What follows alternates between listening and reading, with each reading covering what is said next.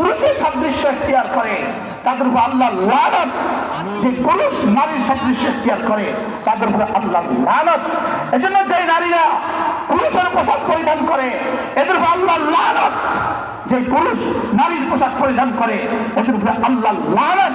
এজন্য ট্রান্সজেন্ডারের নামে যারা এদেশে ষড়যন্ত্র করছে তাদের উপরে আল্লাহ লানত। তাদের উপরে কি বলেন? তাদের উপরে কি? তাদের উপর আল্লাহ লানত। না, তুমি পুরুষ হয়েছ এতে তোমার কোনো এখতিয়ার নাই। তুমি নারী হয়েছ এতে তোমার কোনো এখতিয়ার নাই। রব্বে কারীম বলেন ওমা খালাকাজ যাকারা ওয়াল উনসা। রাত আমার কুদরতের নিশানা, দিন আমার কুদরতের নিশানা। তুমি পুরুষ, এটা আমার কুদরতের নিশানা। তুমি নারী, এটা আমার কুদরতের নিশানা।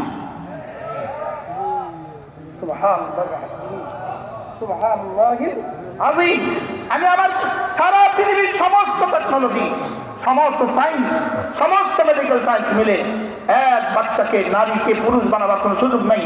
সারা দুনিয়ার সমস্ত টেকনোলজি মিলে এক পুরুষকে নারী বানাবার কোনো সুযোগ নেই। যারা নারী হওয়ার চেষ্টা করছে, যে পুরুষগুলো লানত, ওদের আল্লাহ লানত, নারী হওয়ার চেষ্টা করছে, নারী তো হতে পারবা না, শুধু ঢং করতে পারবা আর লানত খেতে পারবা। নারী হওয়ার কি কোনো সুযোগ আছে? নারী হওয়ার কি কোনো সুযোগ আছে? পুরুষ হওয়ার কি কোনো সুযোগ আছে? আল্লাহ তাআলা না না, এটা আমি আমার হাতে রেখে দিয়েছি। রাত যেমন আল্লাহ তাআলা নিজের হাতে রেখে দিয়েছেন, দিন যেমন নিজ হাতে রেখে দিয়েছেন, আসমান যেমন নিজ হাতে রেখে দিয়েছেন, জমিন যেমন নিজ হাতে রেখে দিয়েছেন। আল্লাহ তাআলা বলেন রাত আমার হাতে, দিন আমার হাতে, পুরুষ হওয়া আমার হাতে, নারী হওয়া আমার হাতে। এজন্য যারা, যে পুরুষগুলো তার স্ত্রীর পেট থেকে যদি কন্যা সন্তান জন্মগ্রহণ করে সে নারাজ হয়। এই কম বক্তব্যে আকুফ, এই কম বক্তব্যে আকুফ। আরো জোরে বলেন বেকুফ বলেন। এটা কি? এটা বোকা, এটা বোকা। মূলত নারীর পেট থেকে সন্তান নারী হয় কখন, মেয়ে হয় কখন, আর সন্তান ছেলে হয় কখন, কিছু সিমটম আছে, কিছু কাহিনী আছে। যদি নারী আর পুরুষের মধ্যে নারী সবল হয়, নারী সবল হয়, কি হয় বলেন? যদি পুরুষ সবল হয় ছেলে হয়, পুরুষ দুর্বল হয় মেয়ে হয়। বুঝে থাকলে বলুন তো দেখি, মেয়ে হওয়া পুরুষের কারণে না নারীর কারণে? কমপক্ষ তুই দুর্বলের জন্য মেয়ে হয়েছে, কমপক্ষ নারাজ হইস, তুই হচ্ছে নারাজ হ। বুঝেন না কথা কি?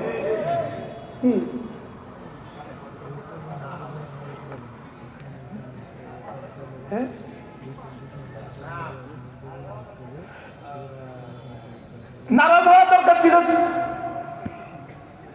স্ত্রী। হ্যাঁ, নারী মেয়ে হচ্ছে কার কারণে? কি লেগা? দুর্বল। এটা কি বলেন? এটা দুর্বল।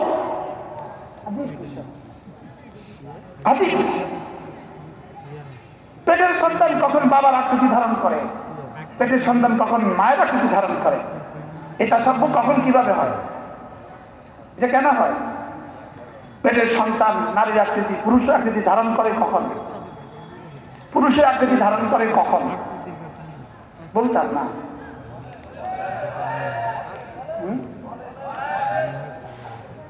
ছোট্ট করে বলি,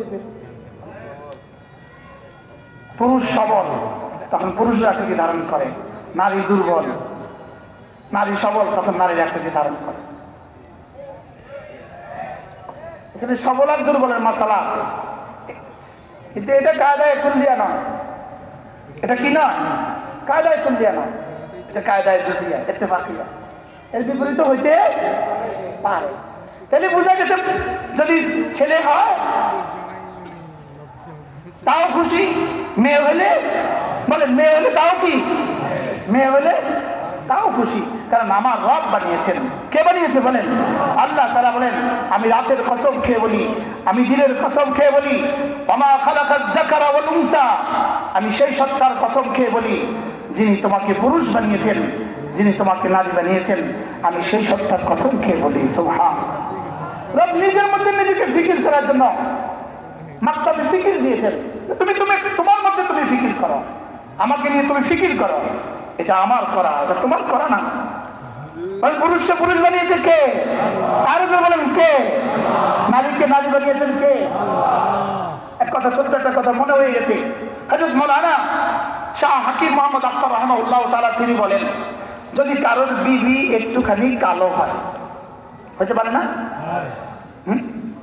হতে পারে না? পারে না? আমাদের বাইতুল মুকাররমের খতিব ছিলেন খতিব আব্দুল মুঈজ রাহিমাহুল্লাহ তাআলা। ইনার ছোট ভাই ছিলেন বড় আলেম, ইনার তো আপনারা চিনেন, আর আমাদের আশেপাশের মানুষ, নোয়াখালীর মানুষ। তো ওনার বিবি ছিল কালো। তো ওনাকে কেউ একজন জিজ্ঞেস করছে, ভাইয়া ভাবিটা কেমন? তো ওনার হাতে একটা কালো ছাতি ছিল। বলছে, তোমার ছাতিটা কেমন? বলছে, তো শরীফের 1 নম্বর ছাতা। আমার বিবিও 1 নম্বর। এত কালো ছাতা হয়ে যদি 1 নম্বর হতে পারে, তো আমার কালো বিবিও 1 নম্বর। আলহামদুলিল্লাহ বলে। এজন্য মজার বিষয়, কারো বিবি যদি কালো হয়, শাহ হাকিম মোহাম্মদ আখতার রাহিমাহুল্লাহ বলেন, তুমি বলবা এটা ऐ करीमा का आपने बदल से करम इसको मेरे लिए मुकर्रर फरमाया। আল্লাহ আপনি তো রহমের হাতে এটাকে আমার জন্য ঠিক করে দিয়েছেন। সুবহানাল্লাহ বলেন। এরপরে কি হবে? এটাকে অচিরেই আল্লাহ তাআলা ওয়াহুন্না আহসানু মিনাল হাওরা, অচিরেই জান্নাতে হুরদের চেয়েও বেশি সুন্দরী বানিয়ে দিবেন। কি হয়? অচিরেই জান্নাতে কি করবেন বলেন? সাহাবা ইকরাম আল্লাহ নবীকে জিজ্ঞেস করলেন, ওমা নিসাউদ দুনিয়া ইয়া রাসূলুল্লাহ, দুনিয়ার বিবিরা কেমন হবে? রাসূল বলেন, ওয়াহুন্না আহসানু মিনাল হাওরা, এরা হুরদের চেয়ে বেশি সুন্দরী। লিমা ইয়া রাসূলুল্লাহ? লিআন্নাহুন্না ইউসাল্লি, লিআন্নাহুন্না ইয়াসুমুন, ইয়াসুমনা, এরা নামাজ পড়ে, এরা নামাজ